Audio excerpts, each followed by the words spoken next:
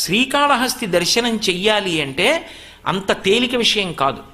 అటువంటి అనుగ్రహం కలగాలి అంటే ఏ కారణం చేత అంటే నరమృగ స్వరూపం అని ఉంటుంది విఘ్నేశ్వరుడి దేవాలయం ఎదురుగుండా.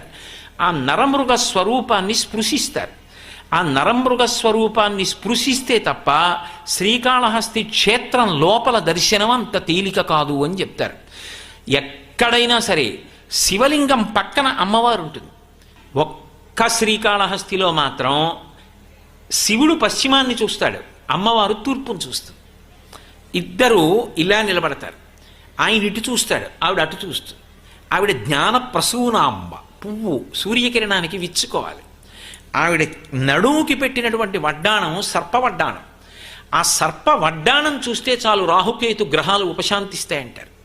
అంత శక్తివంతం జ్ఞానప్రసూనాంబ.